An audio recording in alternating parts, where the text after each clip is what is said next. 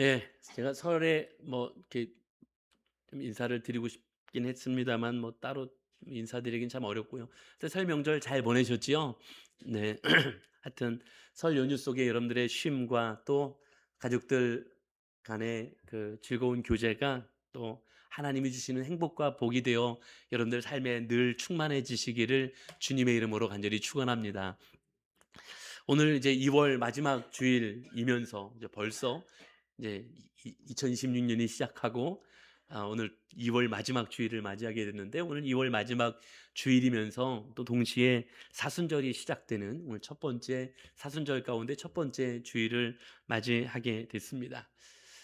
제가 그 옷을 뭐 주일날 옷을 좀 아무렇게나 입지는 않는데요. 제가 옷을 하나 입을 때도 오늘이 무슨 주일인지를 생각하면서 옷을 좀 입으려고 하고, 몇 개 없습니다만은 어, 이렇게 구별을 좀 색깔을 넥타이나 뭐 이렇게 셔츠를 구별을 하려고 해도 여러분들 잘 못 느끼시지만 맨날 하얀 거 뭐 이렇게 뭐 보이시지만 나름대로는 제가 나름대로는 이 색깔도 구별을 좀 하는 편이긴 한데, 오늘 또 사순절이 시작되는 첫 번째 주일이라 제가 이제 검은색 셔츠로 오늘은 이렇게 입어봤는데요. 뭐 이래서 뭐 사순절이 살아나는 건 아니지만 지난 수요일 우리 제2 수요일을 시작으로 이 사순절이 시작되었는데요. 이 사순절이라는 게 우리 주님께서 우리 가운데 구원을 온전히 이루기 위하여 오셨고, 뿐만 아니라 이 땅에서 그 사랑의 길을 묵묵히 걸으셨고 온전히 이루어내셨음을 우리가 묵상하는, 또 기억하는 이 교회의 전통으로 우리가 이 사순절을 보내고 있는데요. 뭐 이 사순절이 그렇다고 해서 우리가 뭔가 대단한 것을 만들어내는 기간이라기보다는 다시금 우리의 깨어졌던 혹은 어딘가 무너졌던 하나님과의 관계성들을 온전히 다시 세워가는 기간이 이 사순절이라는 사실을 기억하면서 하나님과 온전한 관계의 회복을 위하여 혹시 끊어야 될 것들이 있다면 좀 끊고, 좀 절제해야 될 것들이 있다면 절제하고, 또 무너진 것들이 있다면 다시 세워가는 기간이 이 사순절이라는 사실을 기억하면서 그렇게 사순절을 의미 있고 은혜 가운데 세워가실 수 있는 우리 사랑하는 우리 제작교회 모든 가족들이 다 되실 수 있기를 주님의 이름으로 간절히 축원합니다. 자, 오늘 이제 말씀 함께 하도록 하겠는데요. 이제 역시 고린도서 강해를 하나님께서 건강한 교회를 세워가게 하시려고 우리 가운데 이 고린도 교회 이야기를 통해서 말씀을 계속 전해주고 계신데, 오늘 이어서 이 고린도 교회 이야기를 계속 말씀을 통해서 함께 나누려고 합니다. 우리가 신앙생활이라는 걸 하잖아요. 그렇죠? 이제 교회를 다니고 신앙생활을 하면 늘 입가에 미소가 떠나지 않고, 입꼬리가 올라가면서 늘 미소가 떠나지 않고, 마음에는 강 같은 뭐 내게 강 같은 평화, 뭐 그렇게 찬양하는 것처럼 우리 강물 같은 그런 평화가 가득 할 거라고 기대하곤 하지요. 그런데 그런가요? 늘 그렇습니까? 막 늘 강물 같은 평화가 막 넘치고 막 이쁜, 항상 입꼬리는 올라가서 하하하 늘 웃는 일들만 우리에게 계속되나요? 물론 하나님은 우리에게 기쁨을 주시기를 원하시는 하나님이십니다. 하지만 우리의 삶을 가만히 솔직하게 돌이켜 보건대 우리의 현실은 어떻습니까? 예수님을 내가 잘 믿는다고, 믿어보겠다고, 혹은 신앙생활을 잘 해보겠다고 하지만 잘 믿어도 예기치 못한 폭풍이 우리 가운데 불어오기도 하고요. 또 우리의 마음을 짓누르는 그런 안개가 자욱한 그런 삶이 되어지는 그런 순간들도 우리에게는 참 많이 경험합니다. 그런데 오늘 성경은 우리에게 굉장히 역설적인 이야기를 하고 있습니다. 무슨 이야기를 하고 있냐면, 너희가 하고 있는 그 근심이 도리어 하나님께서 사용하시는 축복의 통로요, 기회가 될 수도 있다라는 이야기를 우리들 가운데 하고 계십니다. 사실 하나님은요, 때로는 근심이라는 가시를 통해서 우리를 회개의 자리, 하나님이 원하시는 자리로 이끌어 가시고, 그 회개의 골짜기를 지난 다음에 우리가 이전에는 경험하지 못했던 더 큰 회복과 때로는 더 큰 기쁨을 허락하시는 것이 오늘 우리의 하나님이시라는 사실입니다. 사랑하는 여러분, 오늘 이 이야기는 그냥 제가 하는 말이 아니라 오늘 성경에 이 고린도 교회 오늘 그 생생한 현장에 사도 바울과 고린도 교회 성도들이 마주하고 있는 그 장면입니다. 사실 오랜 시간 오해와 갈등으로 서로 마음이 아팠고 근심도 했고 힘겹기도 했습니다. 눈물로 쓴 편지 때문에 밤잠을 설쳤던 그들이 어떻게 다시 이렇게 웃는 일들이 일어날 수 있었을까요? 어떻게 이렇게 기쁨과 감격으로 다시 대하는 일들이 일어날 수 있었을까요?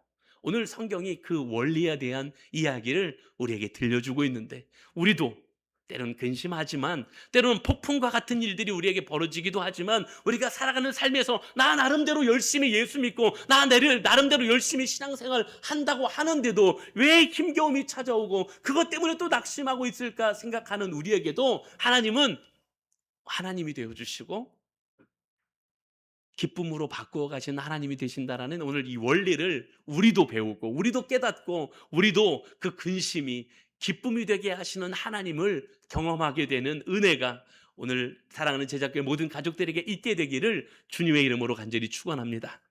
자, 그럼 먼저 이 하나님 오늘 본문의 말씀, 하나님의 말씀을 보면 우리 사도 바울이 아주 솔직한 고백으로 오늘 본문의 말씀이 시작되어지고 있습니다. 오늘 본문의 말씀 이제 5절의 말씀에 보면 사도 바울이 솔직한 고백을 해요. 뭐라고 하냐면 이렇게 하죠. 우리가 마게도냐에 이르렀을 때에도 우리 육체가 편하지 못하였고 사방으로 환난을 당하여 밖으로는 다툼이요 안으로는 두려움이었노라라고 고백하고 있습니다. 자, 한번 생각해 보시죠. 바울이 어떤 사람입니까? 바울이요, 글쎄 죽은 자도 살렸던 바울입니다.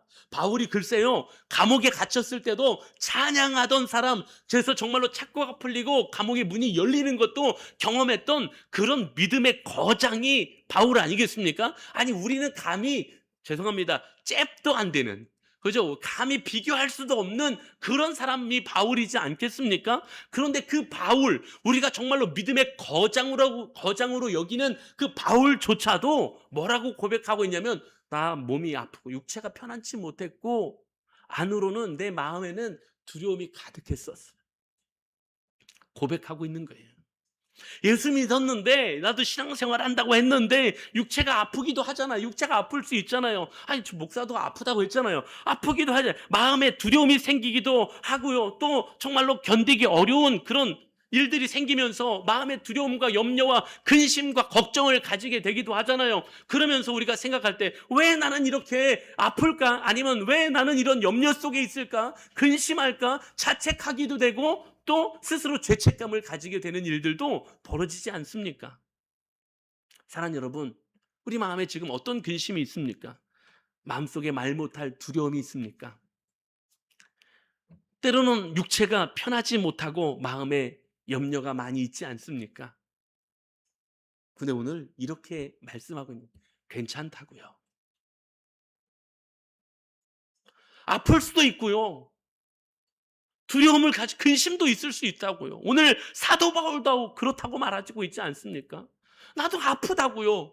나도 마음에 두려움이 있다고요. 근심이 있다고요. 오늘 사도 바울도 그렇게 고백하고 있는 거예요. 믿음이 없어서가 아니에요. 믿음이 없기 때문에 아프거나 믿음이 없기 때문에 정말로 지금 두려움 속에 있는 게 아니라고요. 믿음이 없어서가 아니라 우린 연약한 존재라고요.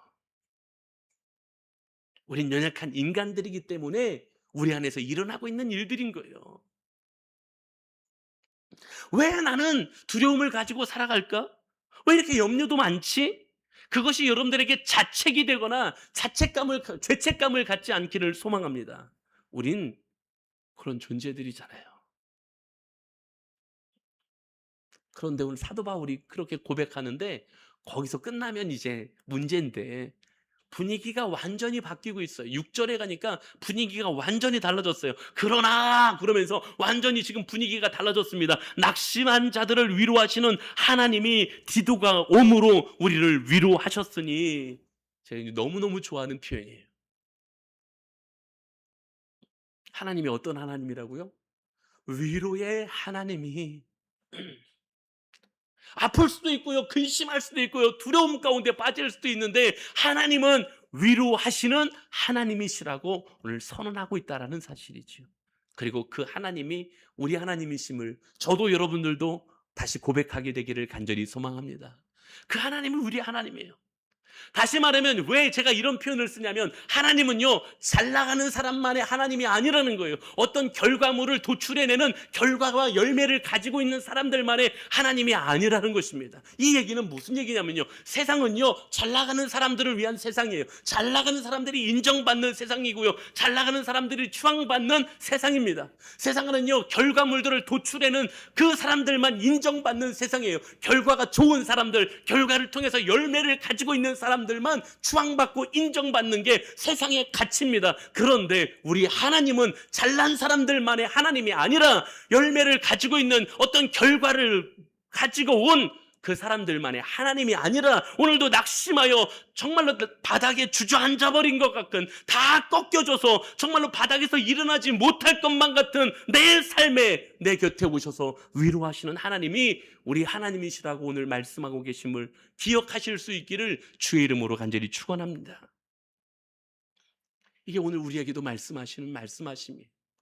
하나님은 세상은 다 잘난 사람들의 가치를 인정해 주는 게 세상의 가치일지 모르지만 하나님은 오늘 바닥에 거꾸로진 것 같은 우리들의 삶 곁에 오셔서도 내가 너와 함께하는 하나님이라고 말씀하시는 위로의 하나님이시라는, 오늘 사도 바울이 그 고백을 하고 있는 거예요. 나도 아프고, 나도 맨날 아파서 힘들고, 나도 맨날 두렵고 근심하고 염려, 나도 그 속에 있었는데, 그런데 우리 위로의 하나님이 나를 위로하신다라고 말씀하고 있다는 사실이죠. 우리가 낙심하게 될 때가 얼마나 많이 있습니까? 내가 신앙인이면서도 낙심하는 나 자신을 보면서, 야, 너는 신앙이 있다면서도, 예수 믿는다면서도 또 낙심하냐? 그런 스스로를 자책하며 또 낙심하고 또 절망하는 것, 이게 반복되는 게 어쩌면 우리의 삶이지 않습니까? 그런데 오늘 사도 바울에게 찾아오신 하나님은 낙심하는 자들을 위로하시는 하나님이었다라고 말씀하시면서 오늘 우리에게도 위로하시는 하나님이 되어주시고 그 위로의 하나님이 오늘 우리 곁에 계시다고 말씀하심을 기억하실 수 있기를 주님의 이름으로 간절히 축원합니다. 자, 그러면요, 이 낙심한 사도 바울을 위로의 하나님이 어떻게 위로하셨습니까? 갑자기 하늘에서부터 사랑하는 내 아들 사도 바울아, 지금부터 내가 너한테 기쁨을 주겠노라, 그러셨나요? 갑자기 막 벼락 같은 게 치면서 막 돈덩어리가 떨어지고 막 그러셨나요? 뭔가 어마어마한 게 우리는 그런 상상을 하고 우리는 그런 것들이 이루어지기를 생각하지만 하나님의 위로가요 이렇게 이루어졌대요. 어떻게 이루어졌다고요? 디도라는 동역자를 보내주심으로 하나님이 위로하셨다라는 거예요. 디도가 가지고 온 고린도 교회의 그 기쁜 소식, 고린도 교회 사람들이 마음이 회복되고 있고 하나님과의 관계가 회복되어지고 있고 사도 바울과의 관계성의 문이 열려지고 있다라는 그 좋은 소식, 따뜻한 소식, 이 디도가 옴으로 말미암아 또 좋은 소식을 가지고 옴으로 말미암아 바울이 가지고 있었던 그 힘겨움과 두려움과 피로를 한 방에 풀어주고 있었던 하나님이셨다라는 것을 오늘 사도 바울이 고백하고 있었다라는 사실입니다. 사랑하는 성도 여러분, 이게 교회됨이라고 말씀하고 있는 것입니다. 교회됨. 때론 낙심하고 때론 근심도 하고 때론 절망도 하는 우리들에게 찾아오시는 이 위로의 하나님은요, 우리를 위로하시되 교회됨으로, 즉 동역자, 사람을 붙여주심으로 위로하시고 함께 기도하는 사람을 붙여주심으로 위로하시고 함께 나눌 수 있는 사람들을 통하여 좋은 소식을 나누게 함으로써 위로하시는 하나님이시라는 사실을 오늘 우리에게도 말씀하고 계신 줄로 믿습니다. 이게 위로의 하나님이 오늘 사도 바울을 위로하는 방법이었고요, 오늘 우리에게도 이렇게 위로하신다라는 거예요. 사람을 보내주셨어요. 동역자를 보내주셨어요. 함께 기도할 수 있는 사람을 보내주셨어요. 제가 여러분들 동역자라고 표현하는 이유는 그런 거예요. 저에게 하나님이 보내주신 동역자라고 저는 그렇게 믿기 때문에 여러분들 한 사람 한 사람이 저한테는 힘이고 하나님의 위로인 거예요. 그리고 너무 부족하지만 제가 여러분들에게 하나님의 위로고 힘이 될 수 있기를 간절히 소망합니다. 그렇게 기도합니다.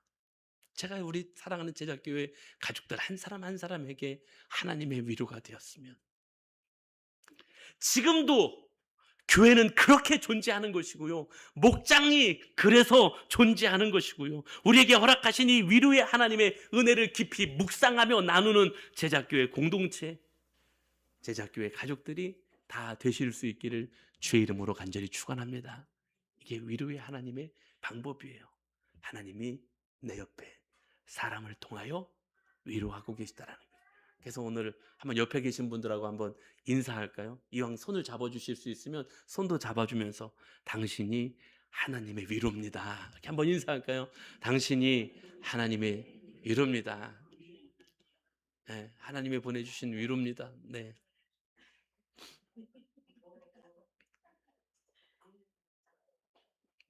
여러분들이 저에게 하나님이 보내주신 위로고요, 서로가 하나님이 보내주신 위로임을 기억하시기를 소망합니다.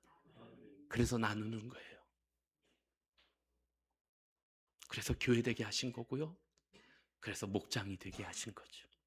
자, 그런데 사도 바울은 여기서 조금 더 깊이 있는 영적인 원리를 이제 설명하려고 합니다. 근심이 있을 수 있다니까요. 근데 근심엔 종류가 있어요. 근심의 종류를 바꿔갈 수 있어야 한다라고 말씀하고 계신 거예요. 자, 10절로 가서 한번 보겠습니다. 10절에 보니까 이렇게 표현하고 있어요. 하나님의 뜻대로 하는 근심은 후회할 것이 없는 구원에 이르는 회개를 이루는 것이요, 세상 근심은 사망을 이루는 것이니라 라고 말씀합니다. 여기 보니까 사도 바울은요, 근심에도요, 두 가지 종류의 근심을 오늘 이야기를 하고 있어요. 이게 10절뿐만 아니라 앞뒤로 계속해서 이어지는 이야기거든요. 이 두 가지 의미의 근심이 있다고 말씀합니다. 그래서 이 두 갈래의 근심이 뭐냐? 첫 번째, 먼저 뒤에 거부터 할까요? 세상 근심이었죠. 세상 근심. 이 세상 근심은 뭐냐면요, 철저히 자기 중심적 근심입니다. 자기 중심적 근심. 내가 왜 그랬을까?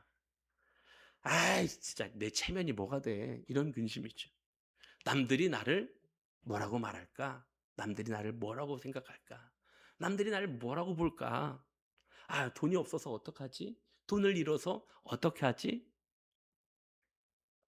이건 세상 근심이에요. 자기중심적인 세상 근심. 그런데 이 근심은 어떤 결과를 초래하냐고요? 영혼을 갉아먹는 거예요. 영혼을 갉아먹고요, 우리의 뼈를 마르게 한다고 했어요. 그래서 우리의 영혼을 갉아먹고 우리의 뼈를 갉아서 결국 어떻게 되느냐? 마지막 결론이 무엇입니까? 세상 근심은 어떤 결론에 이른다고요? 사망을 이루는 거죠. 결국은 우리가요, 근심하다가 뼈가 마르고, 영혼이 갉아먹어서 사망에 이르게 되는 거라고요.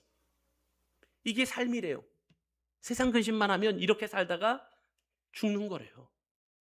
그런데 두 번째, 앞에 나오는 다른 근심이 있어요. 이게 무슨 근심입니까? 하나님 뜻대로 하는 근심. 이건 거룩한 근심인데요.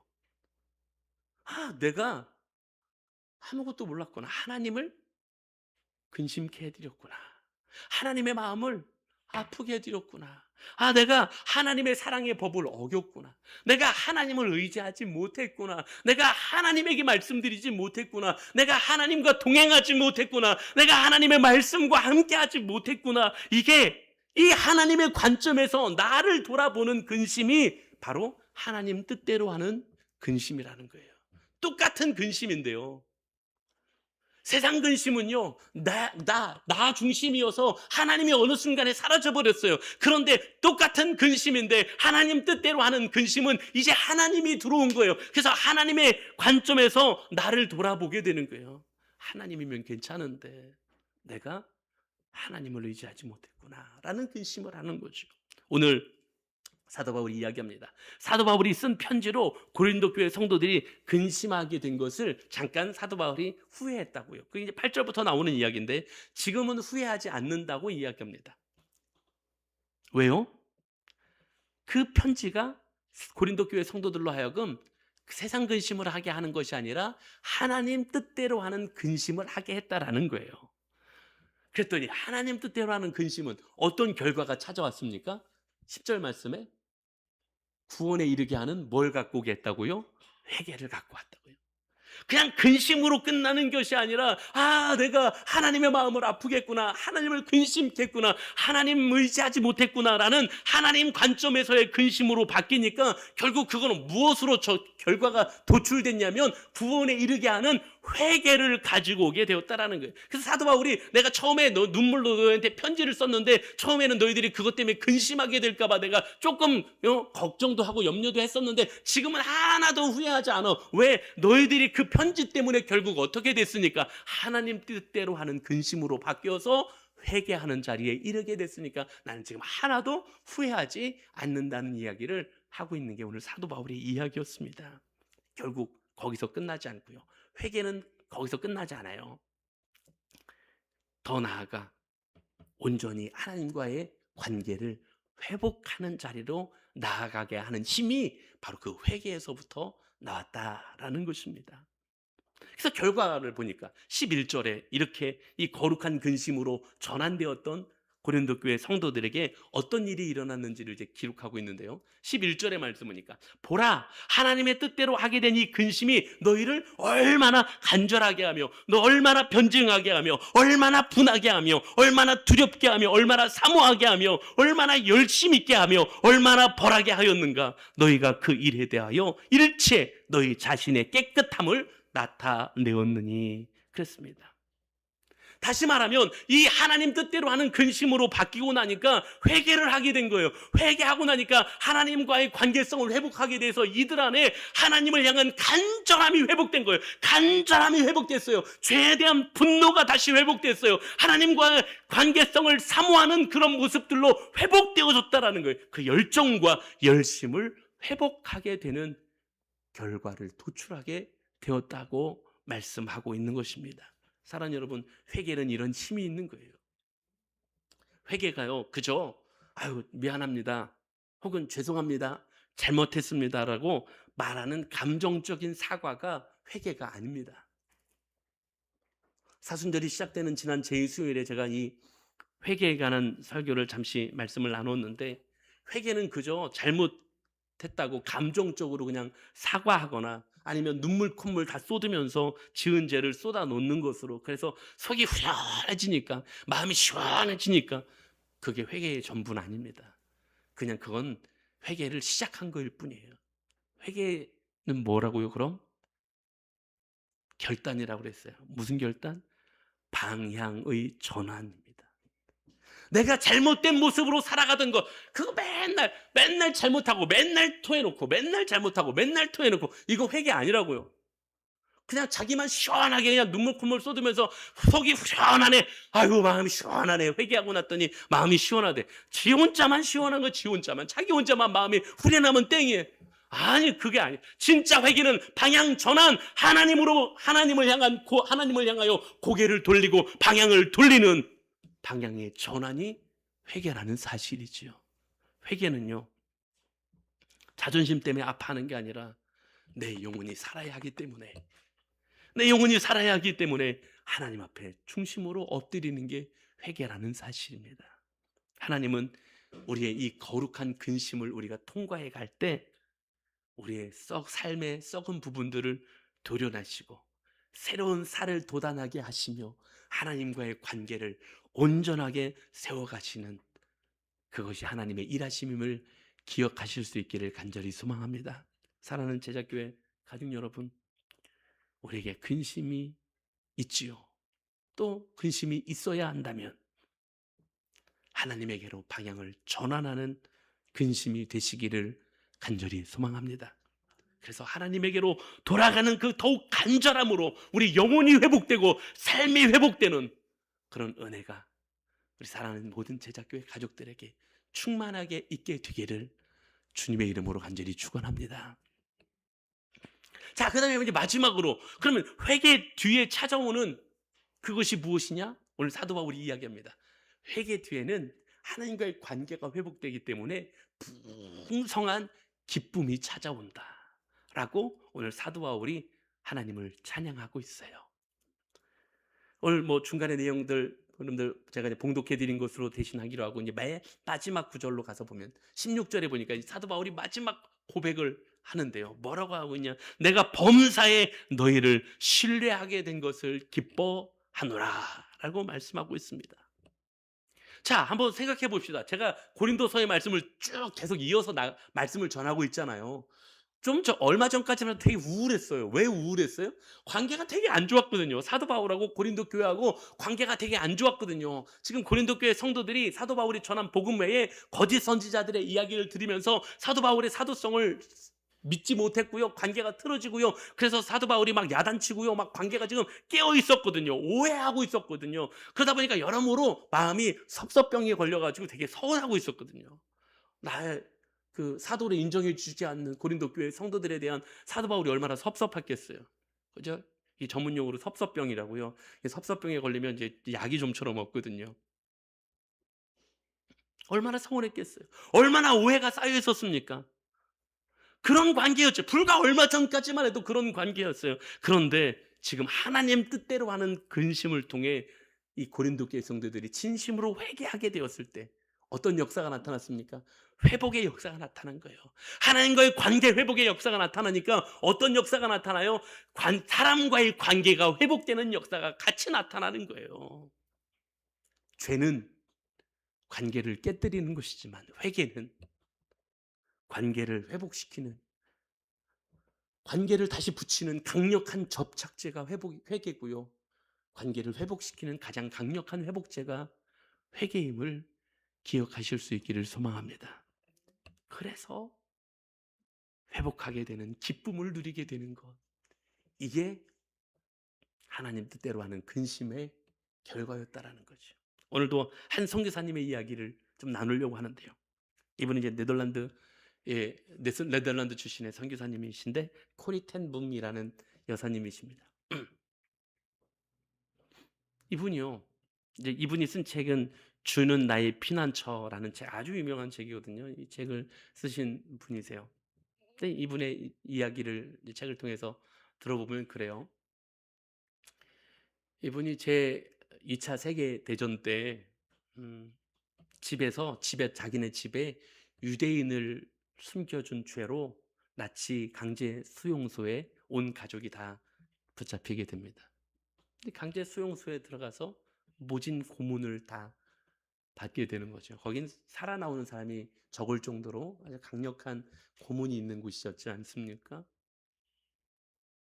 그 강제 수용소에서 아버지, 어머니, 그리고 언니가 그 고문을 견디지 못하고 결국 사망하게 됩니다.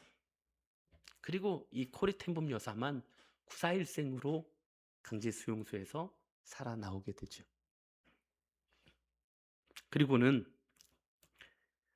곧바로 신학을 공부하고 하나님의 뜨거운 사랑을 경험하고 이분이 선교사로 갑니다. 어디로 선교사로 갔을 것 같으세요? 네덜란드 사람이거든요. 어디로 갔을 것 같으세요? 독일로 갑니다.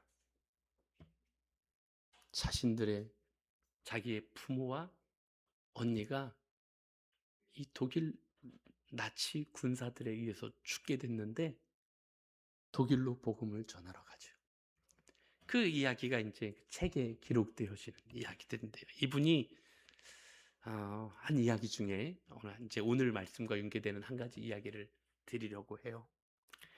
이 코리 텐범 여사가 고난과 근심 속에서 하나님의 뜻을 발견하는 과정을 뭐와 같다고 이야기했냐면 자수와 같대요. 자수 놔보셨나요? 양반 때 그 귀수들이 논 자수 아시죠? 자수 아시죠? 자수에 비유하면서 이야기를 했어요. 이렇게 이야기했어요. 우리 인생이라는 천에는 근심과 고통이라는 실로 수를 놓게 되는데 그 근심과 고통이라는 실로 수를 놓을 때 우리 눈에 보이는 것은 천의 뒷면뿐이라는 거예요. 그래서 제가 그냥 어줍지 않게 사진을 좀 찾아봤는데 그래서 근심과 고통이라는 실로 수를 놓을 때 우리 눈에는 저 뒷면만 보인다는 거예요. 실타래가 엉망으로 엉켜 있고 색깔의 여러 가지 색깔들이 무질서하게 삐져나와 있어서 도무지 아름답다고 이야기할 수 없는 게 바로 우리 인생 같더라는 거예요. 그래서 그 엉망인 뒷면을 보면서 하나님 앞에 그렇게 근심하며 기도한다는 거죠. 하나님, 제 인생은 왜 이렇게 어둡고 복잡합니까, 하나님? 뭐 이렇게 하나님, 제 인생은 질서도 없고 아름답지도 않습니까, 하나님? 그런데 하나님은 그 천의 뒷면을 보시지 않고 앞면을 보고 계시다는 겁니다. 세상 근심에 빠져 뒷면에 엉킨 실만 바라보고 있을 때 하나님은 그 어두운 엉클어진 질서 없어 보이는 실들을 사용하여 하나님은 우리 인생이라는 천을 아름다운 문양으로 완성해 가고 계신 분이 우리 하나님이시라는 사실입니다. 여러분, 어쩌면 우리의 당장의 삶의 실타래가 꼬여 있는 것 같아서 근심되지 않으십니까? 질서도 없고 뭔가 근심으로 가득해서 뭔가 다 엉켜져 버려 있는 것 같은 것이 내 삶같이 느껴지지 않으십니까? 그런데 하나님은 우리 인생의 가장 위대한 직조장이십니다. 하나님의 뜻대로 근심하실 수 있기를 소망합니다. 하나님의 뜻대로 근심하며 그분 앞에 우리의 삶을 맡길 때 하나님은 그 우리 눈물의 실들을 엮어서 세상이 줄 수 없는 아름다움의 인생을 우리에게 허락해 주실 줄로 믿습니다. 회개하고 돌아온 탕자에 대하여 하나님은 아버지는 한마디도 꾸짖지 않으셨습니다. 오히려 어떻게 하셨어요? 제일 좋은 옷을 꺼내 입게 하셨습니다. 손에 가락지를 끼워주시면서 잔치를 베풀어 주셨습니다. 이게 회개한 자가 누리는 기쁨입니다. 회개는 하나님 앞에 돌아가는 겁니다. 하나님의 뜻대로 다시 안기는 것입니다. 하나님의 품에 다시 안기는 거예요. 내가 어떤 모습인지가 중요한 것이 아니라 하나님에게로 돌아가는 것이 중요한 거예요. 그때 기쁨이 우리에게 허락되어진다는 사실입니다. 사랑하는 여러분, 나 중심의 세상 근심에 머물러 있으면 그냥 그대로 그렇게 사망에 이르는 것 뿐이지만 하나님 뜻대로의 근심으로 내 근심을 바꾸어갈 때 하나님은 우리에게 기쁨이라는 선물을 허락하시는 하나님 되신다라는 사실을 기억하시는 은혜가 있기를 주의 이름으로 간절히 축원합니다. 말씀을 마치려고 하는데요, 우리 삶을 괴롭게 하는 근심들이 무엇입니까? 다 있잖아요. 먹고 사는 문제, 때로는 자녀에 관한 문제, 아니면 내 연약함에 관한 문제. 한결같이 우리의 근심이 세상 근심에 머물러 있게 될 때가 많습니다. 그 근심을 혼자 껴안고 세상 근심으로 그냥 썩혀두지 마십시오. 이거 가지고 하나님 앞으로 가면 하나님 뜻대로의 근심이 됩니다. 주님, 이 문제 앞에서 난 참 연약한 존재입니다. 그러나 주님이 하셔야만 합니다. 주님을 의지하지 못했던, 주님께 기대지 못했던, 주님을 붙잡지 못했던 어리석음을 주님 용서하십시오. 하나님 뜻대로 하는 근심은 우리에게 이제 회개를 이끌어낼 것이고요, 그리고 그 회개는 온전한 회복을 가지고 오게 될 것이고요, 그 끝에 하나님은 기쁨이라는 선물을 준비하고 계실 것임이라는 사실을 오늘 우리에게 주시는 도전으로 가슴에 품고 나아갈 수 있는 은혜가 있기를 주님의 이름으로 간절히 축원합니다. 오늘 세 가지만 한번 정리해 볼까요? 그냥 제가 간단하게 세 가지만 정리하고 싶었어요. 첫 번째, 하나님은 환난 중에 사람 통해서, 공동체를 통해서 위로의 하나님이 되어주신다는 사실. 더 이상 나를 죽여가는 세상 근심의 자리에 머무르지 아니하고 이 근심을 하나님 앞으로 가져가 하나님의 뜻대로 하는 근심으로 바꾸어 갈 때 마지막 세 번째, 하나님은 회개의 열매를, 관계 회복의 열매를, 기쁨의 열매를 우리에게 허락하고 계신다는 사실입니다. 근심으로 시작했지만 기쁨으로 끝나는 인생, 눈물로 씨를 뿌렸으나 기쁨으로 단을 거두게 되는 복된 내 제자교회 성도님들의 삶이요 걸음이 되시기를 주님의 이름으로 간절히 축원합니다. 그리고 그 위로의 하나님 함께 경험하시는, 그리고 나누고 간증하게 되는 역사들이 모든 자리에서 있게 되기를 주님의 이름으로 간절히 축원합니다. 우리 다 같이 한번 자리에서 일어나실까요? 제가